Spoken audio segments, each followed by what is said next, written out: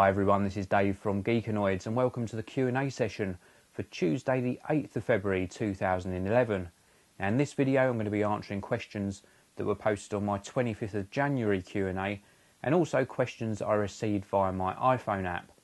Now before I kick off this Q&A session I must mention that this video is being sponsored by Mr. Tiebox123.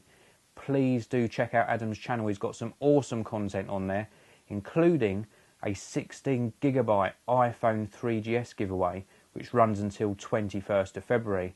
Absolutely awesome videos, you must check out this giveaway as well, the link is below. And also please follow Adam on Twitter by following @tfizo, so you'll get his regular updates and you can keep bang up to date regarding this competition. So on with this Q&A, I'm going to start things off with the questions I received in the last Q&A. Now the first one, I must apologise to Heineken 100. He's asking about Sandy Box processors and the Core i3 I have been hearing about and why they're better than their predecessors. Well, I'm going to make a big admit on camera. This proves that I don't rehearse these videos, don't really keep up to date on the processors. I know that the Sandy Box processors are going to perform a lot better than their predecessors, but I cannot really go into detail as to why. It would be too long for this video anyway. But as processors improve and progress, it's a natural occurrence that they're going to be able to handle more calculations, a lot quicker performance, and when they're in their mobile form, they're also going to possibly draw less power as well, so a lot more efficient. But as for real raw details about them, unfortunately I can't help with that, so sorry about that. That's not a very good one to start off with. The next one is from NMV1973 Tube. Hello Dave, thanks for your videos. My questions are, and since I'm on the way of purchasing a Mac Pro for all-purpose usage, what is your opinion of the Mac Pro and why have you chosen that configuration? Keep up the good work. Well, that's a fantastic question, and my opinion of the quad-core Mac Pro is that it performs far better than people really give it credit for. Now, what you've got to take into consideration when comparing perhaps a quad-core Mac Pro to an iMac is that the actual architecture inside the machine is a lot different. So although you're seeing iMacs with Core i7 chips and Core i5 chips, the quad-core Mac Pro should still outperform them. The reason I chose mine was for budget. I couldn't afford to go up to an 8-core or higher, so I chose the quad-core, and it performs absolutely superbly. I cannot stress enough how pleased I am that I moved away from the iMac and to a Mac Pro. Example, just last week I had an issue with a hard drive. I do run 4 hard drives in the Mac Pro, and I had an issue with the one that I use for capturing all my video to. If I had had an iMac, I would not have been able to fix it, and I'll tell you why. To get to the iMac's hard drive you have to go in from the screen first, take the screen off, and you gain access to the internals that way. With the Mac Pro I simply cloned all of my video work off onto a fresh hard drive, swapped them out, 10-minute job to swap them out, if that, and I was back up and running. So really pleased that in this sort of situation where I'm using it to create videos for you guys and girls every day, it's important that I can keep things up and running, so I was really pleased with my decision. Why did I choose this configuration? Well, I touched on that. It was mainly budget wise, but with Mac Pros I tend to go for either the base model or maybe the next one up, and I don't think you'll be disappointed in doing the same. So I sort of hope that's helped you in your way. If you really do need high-end performance and money's no object, then go for the fastest and sort of most high spec Mac Pro that you can afford. Okay, next question is from the Zet Reviewer. One thing I've always wondered, why is Apple the only computer company that makes their products out of high quality materials such as aluminium and glass? I've never seen a PC laptop constructed out of anything else but plastic, which sucks in my opinion. I've noticed that with my MacBook Pro it's more solid and reliable than my old laptop, and it stays cooler than most other laptops. Well, this is sort of what you pay the premium for with Apple hardware. They do take a lot of R&D in developing their products, and they do use premium grade sort of components and materials. Now there are admittedly a few PC laptops that do fall into this sort of category. Not all of them are all metal, but for example the Dell XPS 15, which is Dell's higher range laptops, that did feature an aluminium sort of lid or top to the laptop, and that gave it a really nice feel. But I do totally agree with you that the Apple laptops feel very well made. The fact that they're an all aluminium construction, and the way they design the airflow and the way it dissipates heat through the body and the keyboard, really do a great job. So yeah, totally agree with you. And you pay your money, you get what you pay for. So that is certainly why you do pay a bit of a premium for Apple hardware. Next question.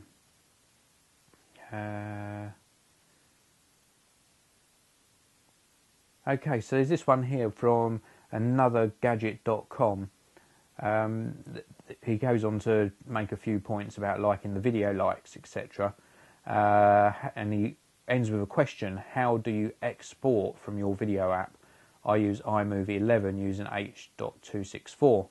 Well, the main two apps that I use are ScreenFlow, and I export using QuickTime H.264, exactly the same as you.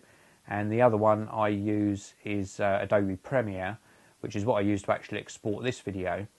And I always use one of the presets for YouTube HD, and that does use, I believe, the H.264 format as well. So very similar. And I've also, just something that's not come out in these questions, but a lot of times people ask me why I only do my videos in 1280 by 720. Well, the difference is if I'm doing a 30-minute video like this and I do it in 1080p, it's going to end up almost a 2 GB file. So I'm going to stay with the 1280 by 720 resolution myself for the foreseeable future. Maybe I'll experiment with some 1080 footage at some stage, maybe for some of the shorter videos. Next question is actually from the sponsor of this video. This is really weird because I didn't read these before, but Mr. Tybox123, this is Adam, who's running the iPhone 3GS competition, has actually posed a question on this Q&A, so that's really wicked. I was wondering if you've ever regret buying the quad-core Mac Pro instead of the 8 or 12 core. Well, I sort of live by my decision on that one, really. I don't regret it. I wish I had the money to buy the 8 or 12 core. I'd be silly to deny that. If I had an endless amount of money to invest in equipment, of course, I would buy the top end one. Do I regret buying the quad core? Not at all. As I said in answer to that previous question, absolutely love it. Don't regret it at all. Next one is from Npoon Handler. Dave, is it worth purchasing the 2010 iPad if I could find it below retail, or am I better off waiting for the iPad 2nd gen? Cheers, mate, from Australia. So that's really great to hear. I've got some viewers out in Australia. iPad 2010 or 2nd gen. Well, I did actually buy an iPad just recently. It was a business purchase, so it is for a project of videos that I'm working on, and also so I can bring you some more coverage on this. And I just couldn't wait until the 2nd gen one came out. Now, there have been a few more rumours circulating this week. The 2nd gen iPad is actually expected to be announced within the next sort of 2 to 3 weeks, and then we might see a sort of mid-March availability for it. So that'd be fantastic if that happens. In answer to your question, if you need an iPad now, like I did, then just go ahead and buy one. If you don't really need it, if you can hold off, then now is the time to wait. I would definitely wait at least until March, middle of March, and I think you will see some sort of iPad version 2 available, or at least announced by then. If I didn't need this, if I didn't actually need it, I would have definitely waited. So fantastic question.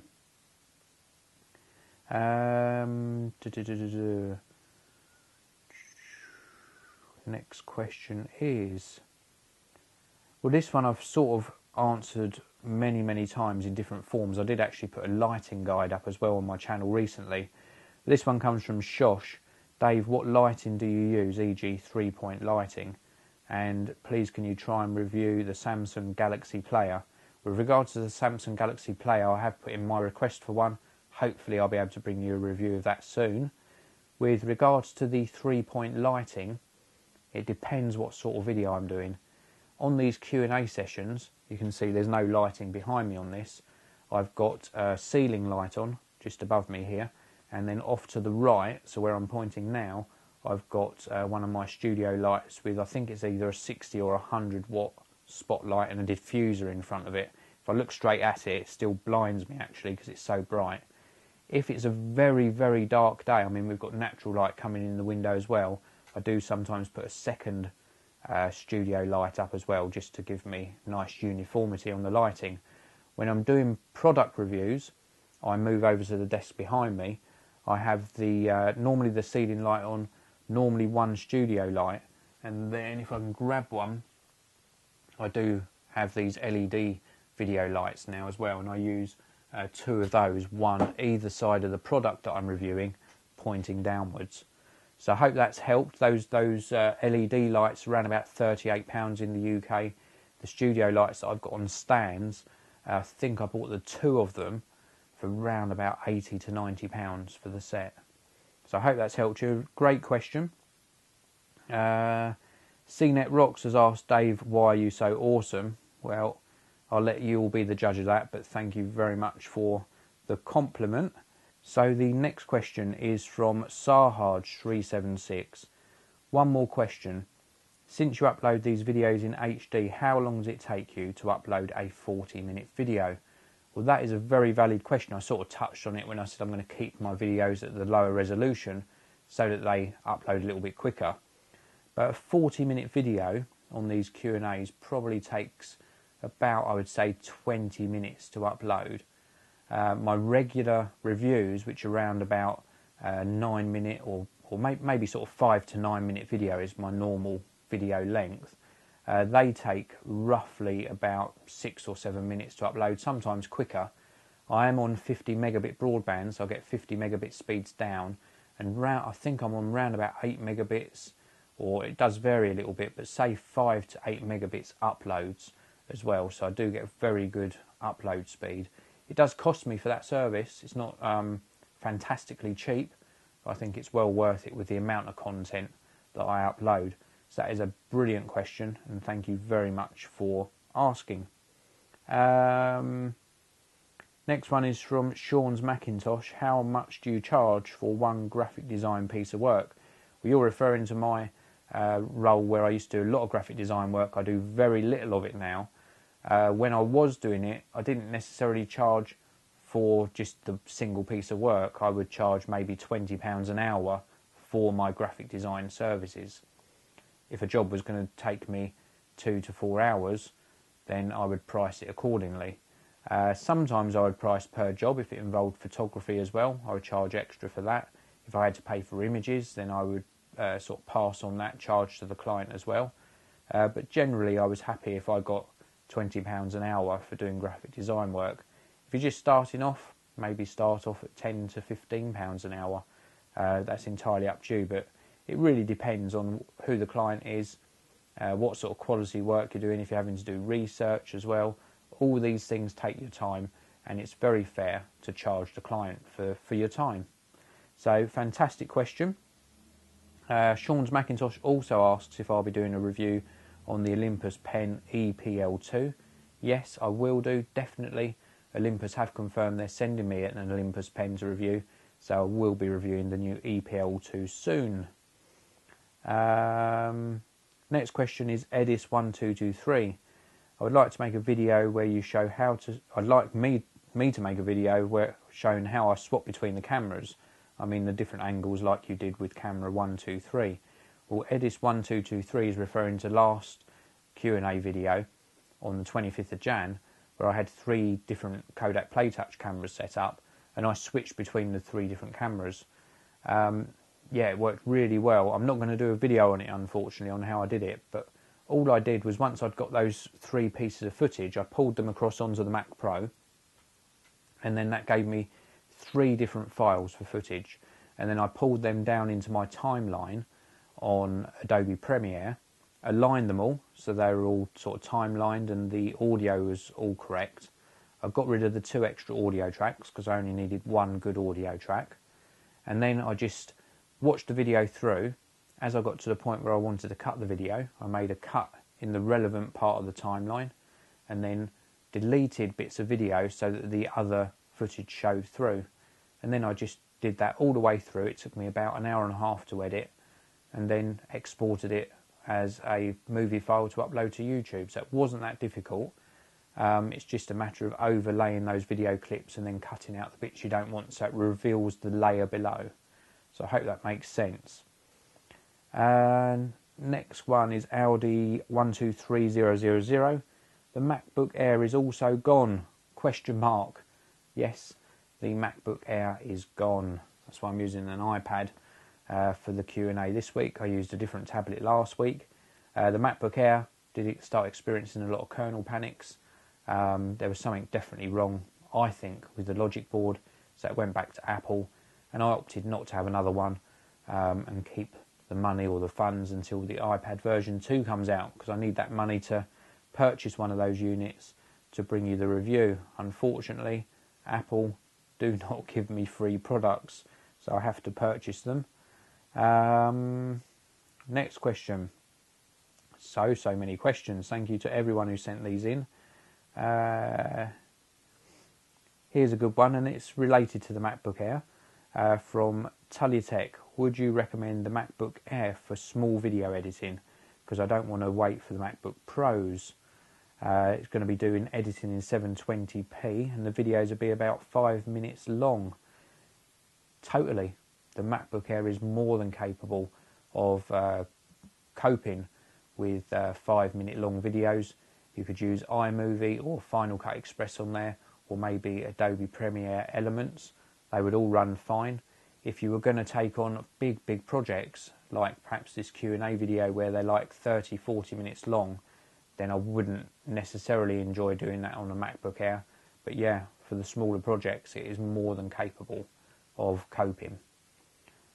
So next question is from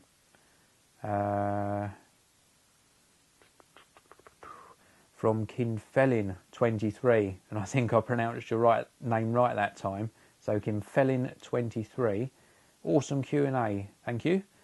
Photoshop, Lightroom or Aperture? Wow. The Photoshop is a little bit different to Lightroom and Aperture, so I do use Adobe Photoshop. Lightroom and Aperture are very similar products, and out of the two, I am an Aperture user. I tried both, didn't get on with Lightroom at all. There are a lot of people that like it. I could see the benefits of it. Very similar applications, Lightroom and Aperture, but I went with Aperture because I just found the user interface more user friendly. It seemed to work very similar to what I've been used to working with in iPhoto. So out of those three, Aperture is sort of the main one I use, and Photoshop I use for a lot of editing and creating graphics. Next one is from Tim Tomry. Hey Dave, how do you go about cleaning your MacBook Air trackpad? Very simple. I turn it off. I get a soft sort of microfiber cloth, spray the cloth with eye clear, and then just wipe that over, turn the cloth over to a dry side, and then polish it off. And I probably would have done that, although I don't have the MacBook Air anymore, but this applies to any sort of laptop or even the Magic Trackpad on the Mac. Just polish it off with the dry side, job done. Probably do that once every week just to keep things nice and clean. So thank you very much for that question. So the next question is from DJ Divine 2.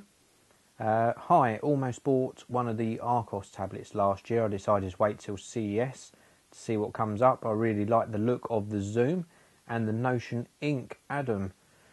Now, blogs are saying to wait till mid-Feb as HTC may unveil one. When do you think I should get one? There'll always be something new around the corner. Also, what do you think will be the best one from CES? Well, direct answer to that very last part of the question, what do I think will be the best one from CES out of all of the tablet devices. And I think there are over 100 that were announced at CES 2011. I think that the one for me is the Motorola Zoom. That one looked the most interesting out of all of the tablets. With regards to what do I think you should get, well, I'm very biased in that respect because I'm a big Apple fanboy, and I think the iPad 2 will still deliver more than those other tablets certainly do. If I didn't want an Apple iPad, then definitely I'd be looking at the Zoom. The BlackBerry version, the BlackBerry Playbook, I'm sort of like that on it because I think it's going to be tied into the BlackBerry services too much. Maybe I'm wrong. Maybe I've read that wrong, but I'll certainly be trying to get as many of them into the Geekanoids studio to bring you some video coverage on. So fantastic question. Next question is from Fat Shady 95. Great Q&A session as usual, thank you. Can you talk more about your previous job at IBM? I think that's what you done. Thank you. Well, yeah, I did used to work for IBM. This is going back many years. I think it was around about 1996, 97, about that sort of time. And yeah, I was an IBM engineer.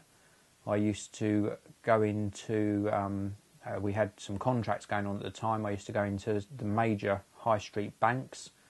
I used to put in a new system for them, running Windows NT at the time. We'd put in the new system, patch all the cables into sort of big cabinets of various servers, etc. Deal with all the ATMs for people to draw money in and out, all of the desktop computers, all of the counter computers, and then we'd make sure that everything was up and running, and then we would leave that job as is, and then about 2 weeks later we would go in and take out all the old equipment because it would all be left running side by side for a short period of time, sort of a bedding in period. I did that for around about a year and a half. Then I actually became an auditor for IBM, so I would then, instead of going out and actually doing the installations, I would go out and check the installations had been carried out to a sort of high level of sort of specification, and everything was working correctly, everything was tidy, and I would sort of just approve the installations. I did it in total for IBM probably about 2 years. So yeah, good times, very good experience as well. So thanks very much for posing that question.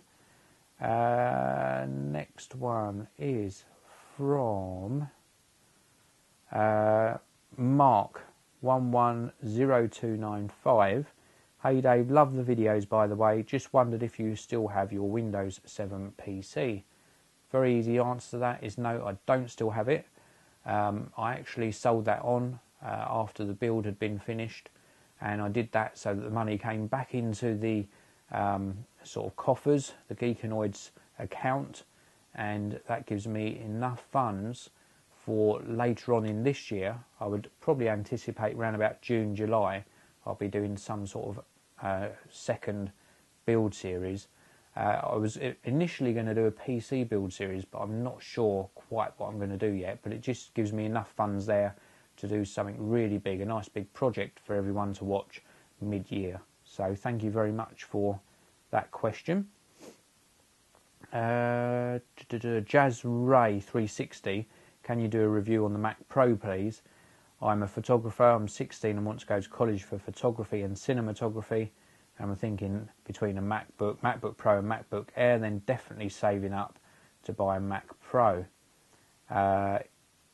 What do you recommend? Well, I think you've sort of got the right sort of order of doing things there.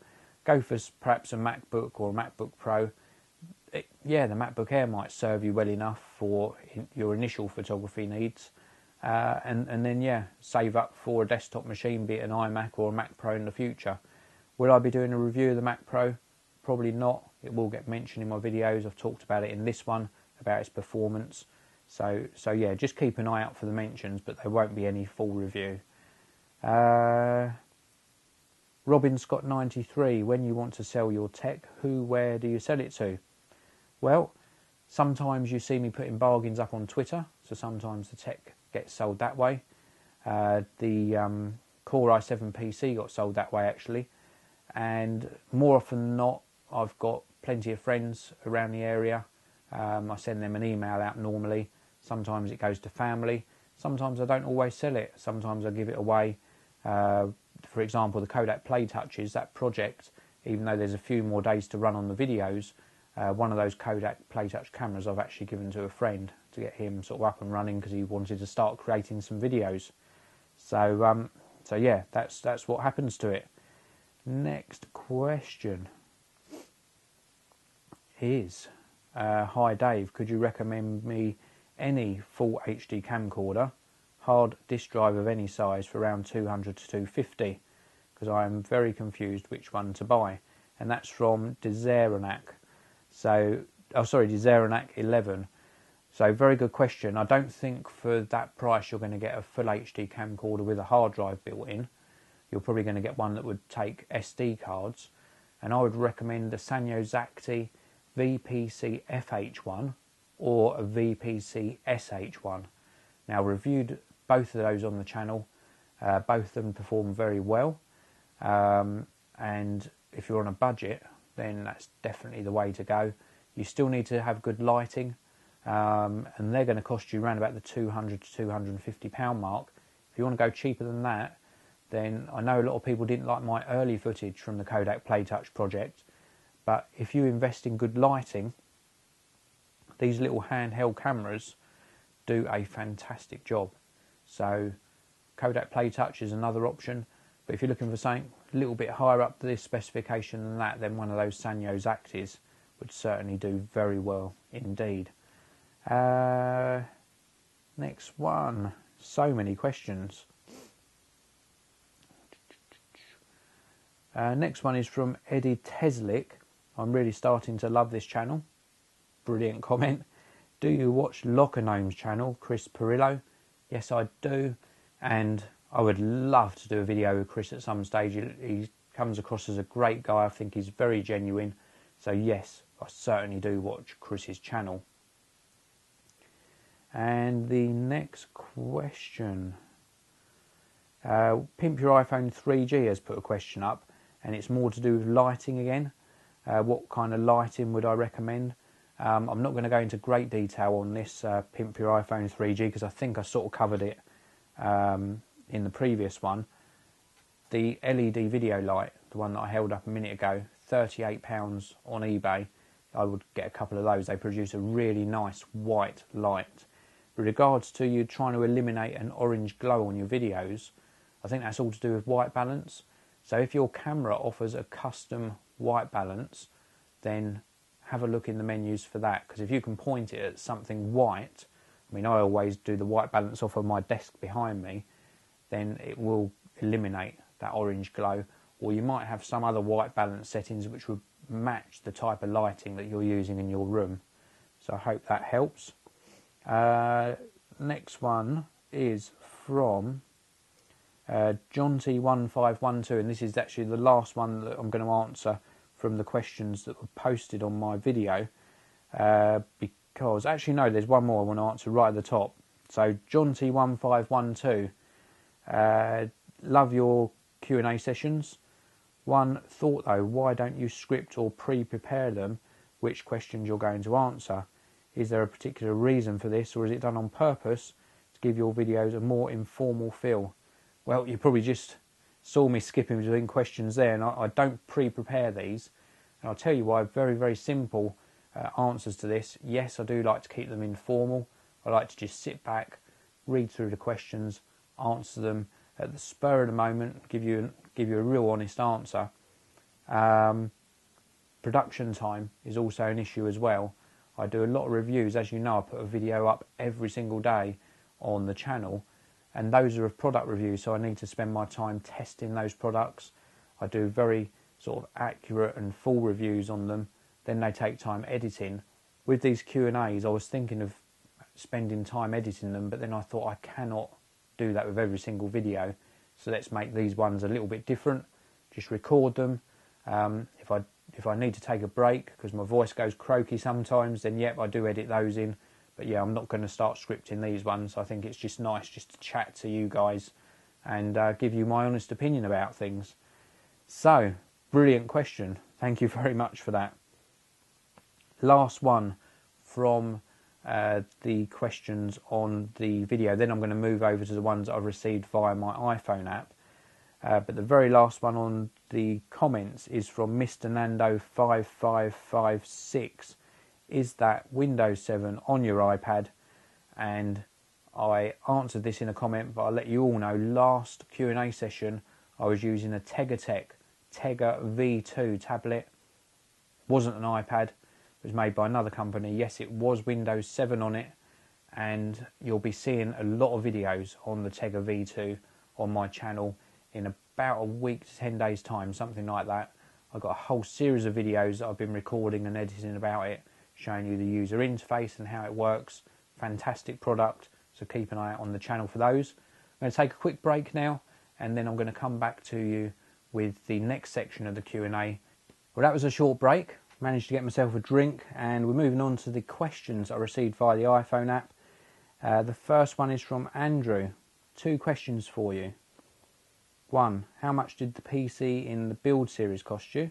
And 2. Are you going to be attending Gadget Show live in 2011? The PC build, I think that cost me, if memory serves me right, it was about £1,300.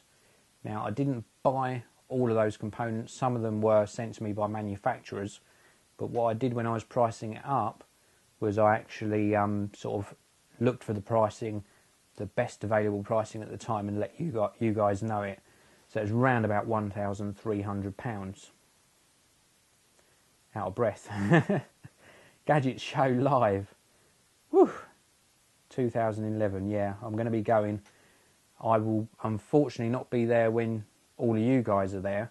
I'm going to be going on press day, which is the day before it opens to the general public. I'm also going to be going with Brandon. It's me, Maverick Blue. Now, if you saw my videos last week, I chose the Geekanoids guest reviewer for 2011. Brandon won that particular gig, as such, as you could put it, and I'm hoping that Brandon will be coming to me with me to Gadget Show 2011. It's going to be a fantastic show. Now, I'm not going to promise this, but I'm really just hoping that I manage to get some sort of interview time with Jason Bradbury and the rest of the Gadget Show live team. So I'm really going to be pushing for that. Next question is from Leonard. 2 questions. How much does it roughly cost to make an iPhone app? And what is the process for it to go on sale? And which lenses do you recommend for the Canon 550D?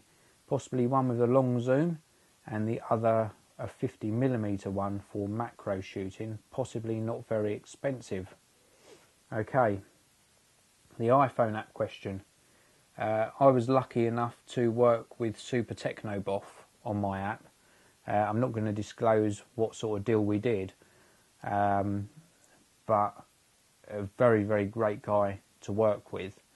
And with regards to how much it costs, well, I put out some email feelers for making an Android app, so I would imagine an iPhone app is going to be very similar sort of cost, and they ranged dramatically from £1,500, I think was the cheapest price, up to about £15,000.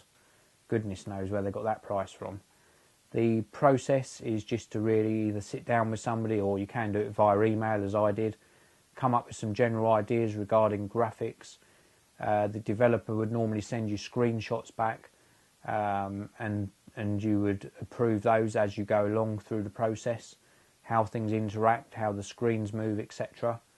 And then the process for it to go on sale is, once you're happy with the app, the developer submits it to Apple. I think it normally takes about 2 weeks for that approval process, and then if it gets approved, it's available on the App Store.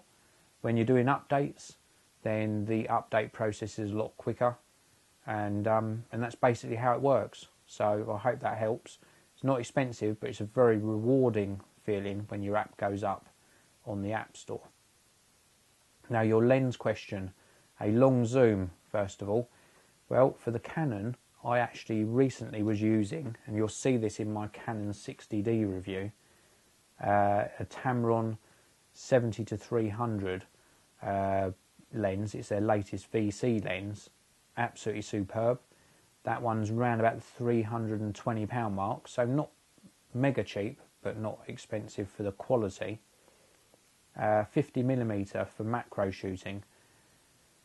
That's a little bit more difficult. I actually own a 50mm f1.8, which is a brilliant lens, but it's not designed for macro shooting.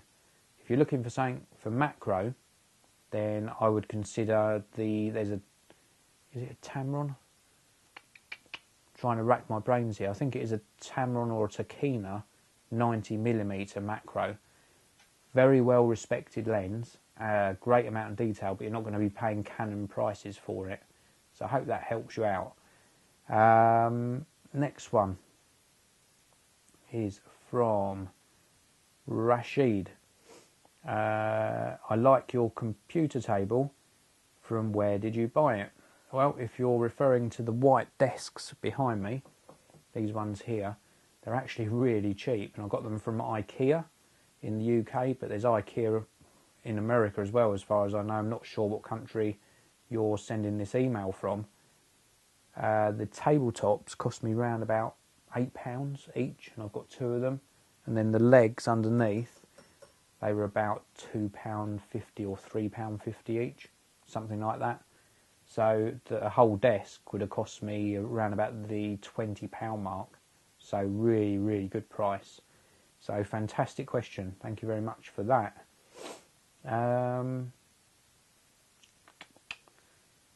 Next question is from...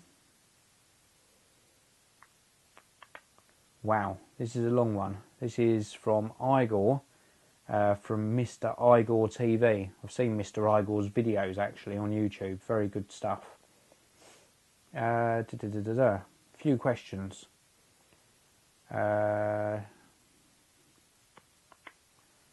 Now, he's talking about Android-based handsets. I know you've been using Android for a while, but being a Mac man myself, what do you think about the Mac software for syncing, etc.? I think it's very lacking on the Android front. Syncing Android handsets to the Mac is not an easy job. There are things like the missing sync applications. There's also something called Sailing Media Sync, so I would check those out. Sailing Media Sync allows you to sync your iTunes music with your Android phone, so definitely consider that. Also, it would be really interesting to hear how everyone else feels about this. I've heard this from a few iPhone customers I get. Do you think Apple should refresh the iOS, as in introduce widgets, home screens, etc.? I'm at the stage where if the next iPhone doesn't wow me, then I'd be leaving the platform, at least for now. I know I'm not the only person feeling this way, but I was really interested in your views and your viewers' views. So, brilliant question. So I'll put this out to the viewers and then I'll give you my opinion. Do you think that Apple, with the next version of iOS, I mean, I know it's not going to happen with 4.3, but the next version of the iOS after that they should really refresh it and start introducing live widgets and streams and things like that and different home screens? Do you think they should do this, or do you think they should stay with their tried and tested iOS as it stands at the moment? So leave your answers to that question in the comments. Me personally, yes, it does feel a little bit stale. I think they do need to start introducing some new bits to the iOS. I don't think they're going to do widgets. I just don't think I don't think it's Apple style at all. So sorry to disappoint you on that. Next one. This one is from the Tech Mundo. I was wondering how you first began promoting yourself and getting so many views. The only thing I can say to that is it just happens naturally.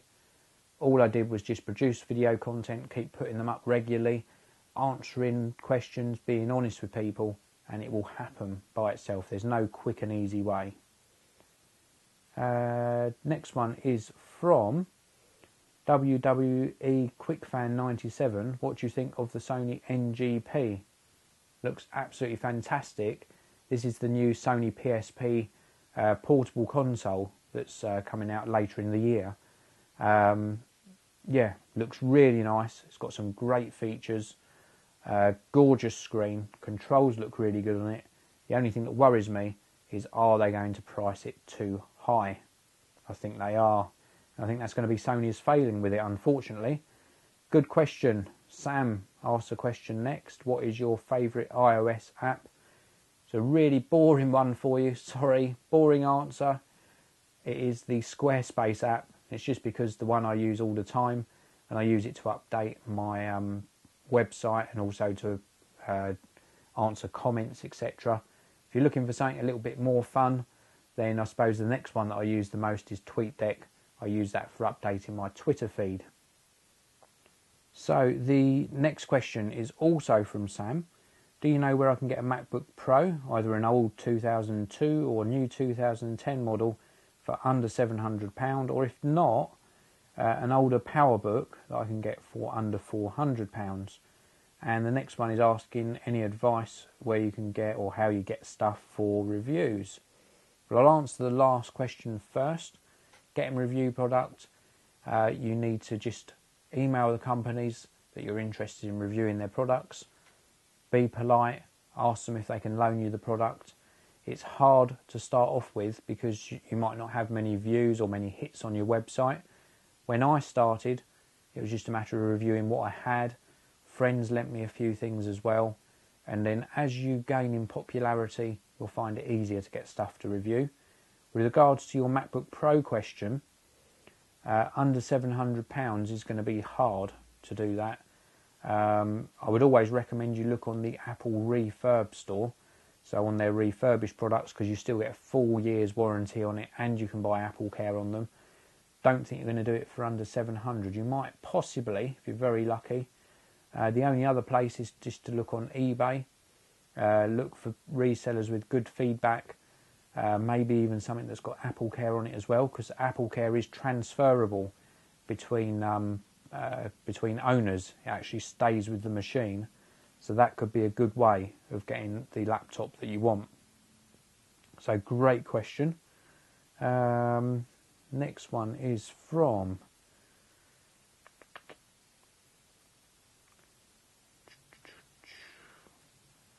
next one is from Pete. Hi Dave, I'd like to ask where the harbour is that you often use for taking videos and photos in camera tests. Yeah, well, I always go to the same harbour. I go to Folkestone Harbour, which is in Kent. It takes me round about, I don't know, I suppose about 30 minutes to get there, so I'm about 30 minutes away.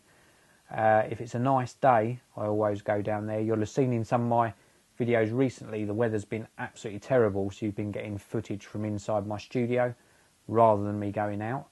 But yeah, about 30 minutes down to the harbour. I think it's worth going to the same place every time so that you can get to see the different qualities if you're trying to compare two cameras. That's why I often go to the same place. So the next one is from, well, I will mention this one. I've got one here from Media Swift. Can you tell me the best settings for my Panasonic Lumix TZ10? Can't really answer. I just wanted to be polite and let you know that I had received your question. I've never used a TZ10. You're probably best off going over to somewhere like DP Review and checking out some of the comments in their forum section for your particular camera. Oh, right, yeah, this is a good one actually. It's from Andrew. YouTube name is Stranger to UK. How do you feel about Apple seemingly neglecting the importance of updating their notification system in iOS? Also, their reluctance to integrate Facebook and Twitter with contacts, plus the lack of ability to upload Picasa directly from the camera roll or share video from YouTube directly with Facebook.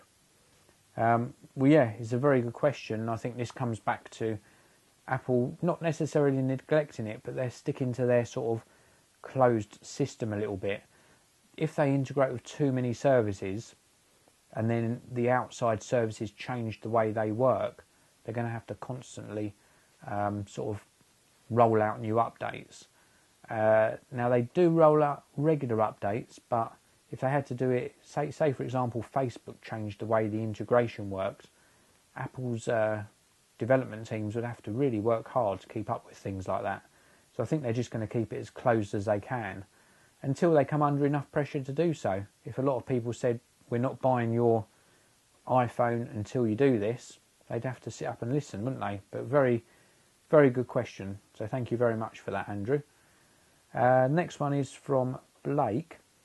Have you ever been in or been interested in the jailbreak scene? To me, it's an open door to innovation that Apple won't do. What is it to you? Well, I did jailbreak very early on when I had one of the first iPhones, and that's because I wanted to do exactly what you said. I wanted to open it up, see what was available outside of the Apple scene. For me nowadays, I think it's just because I'm so busy, so I use the tools they give me, and it more or less delivers what I want. I don't see the need to want more applications outside of what's available. So to me, it doesn't really appeal, and I'm not into it now. But I know it's a big scene, and I think it's really good that people try and push the boundaries and open the platform up. So yeah, it's really good and very interesting as well. Now, next question. This is the last one for this Q&A. This is going to be a real long video, guys, so I'm really sorry about the length of this video. But this is the very last one for this week from Peter Bouton.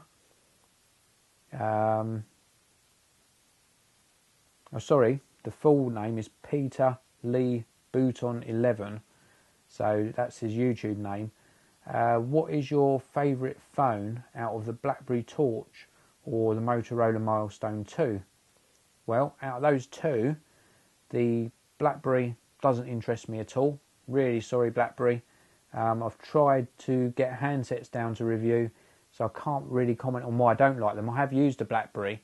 I find them very business-like and good handsets, good quality, but they just don't interest me. Maybe if I had review product here every now and again, I would get to understand what the platform's about.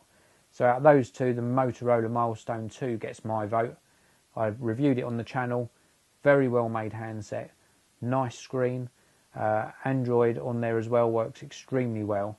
So I would definitely choose that one out of those two handsets that you mentioned. Now, that is it for this Q&A. Before I end this Q&A, just a quick reminder, there is a sponsor of this video, Mr. Tiebox123.